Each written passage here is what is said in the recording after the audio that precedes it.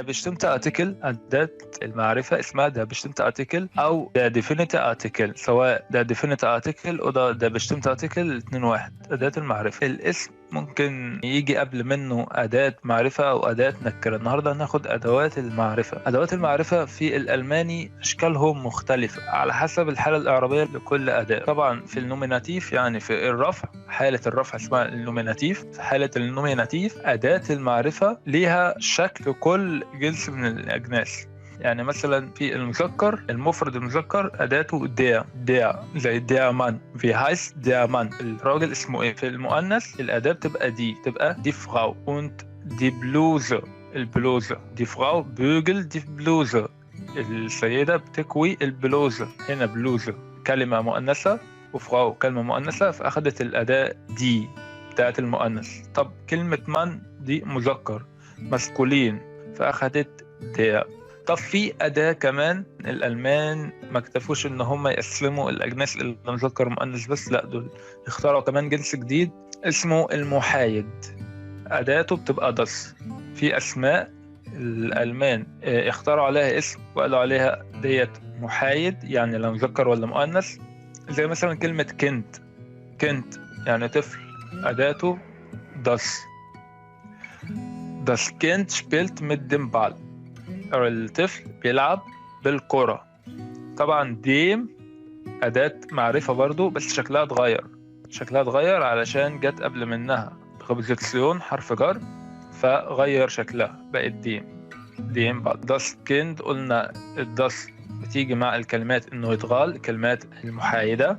دي تيجي مع الكلمات الفيمينين المؤنثة. und der تيجي مع الكلمات المذكرة زي من مسكولين. لما بنقول الزنجولا اللي هو المفرد ليه أداة، والبلوغال اللي هو الجمع ليه أداة تانية. هنعرف دلوقتي إزاي. زي مثلا ما بنقول das Kind، الكند زنجولا مفرد فأخذ الأداة das، لأن كند كلمة محايدة. das Kind spielt mit der Bube. طب كند جمعه إيه؟ جمع كند كيندا، جمع طفل أطفال. كيندا الجمع بياخد دي زي المؤنث، زي ما المؤنث بياخد دي، زي ما الفيمينين بياخد دي، برضو البلوغال من أي جنس بياخد دي برضو. زي مثلا ديامان مفرد، طب جمع من إيه؟ مينا، قصده هتبقى دي مينا، هنشيل الدي ونحط دي. دي فراو فيمينين مؤنث. طب عايزين نخليها جمع فراون، اوكي، هتبقى دي فراون، الدي هتبقى هي وفراو هتتقلب هتبقى فراون اللي هي السيدات. الأداة دي تنفع مع المؤنث وتنفع مع الجمع سواء أيا كان جنسه. دي كيندا شبيلن مدين Spielzeug Autos. في الحالة اللي احنا كنا عايزين نتكلم فيها الكازوس اللي هي الحالة الإعرابية. هنا هنخش على الحالة الإعرابية اللي هي أشكال البشتمت آرتيكل، أشكال أدوات المعرفة.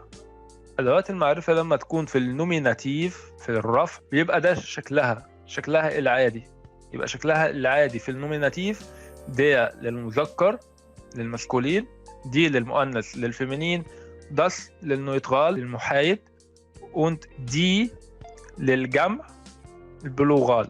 ده بالنسبة لحالة النوميناتيف اللي هي حالة الرفع، بالظبط زي الرفع والجر والنصب في العربي. كل حرف العلامة بتاعته بتتغير حسب حالته الإعرابية. هو مرفوع بنحط له ضمة، لو مجرور بنحط له كسرة، لو منصوب بنحط له فتح. في الألماني برضو نفس الكلام. لو الكلمة مرفوعة بنحط أداة عادي، لو نوميناتيف مسكولين بنحط الأداة ديا. لو أكوزاتيف يعني النصب، تمام. نوميناتيف رفع، الأكوزاتيف نصب. وفي حاجة تانية اسمها داتيف اللي هي زي الجر كده، زي الجر، بس مش لازم يجي قبل منها حرف جر، عادي في أفعال بتعمل حالة الجر ديت، تمام.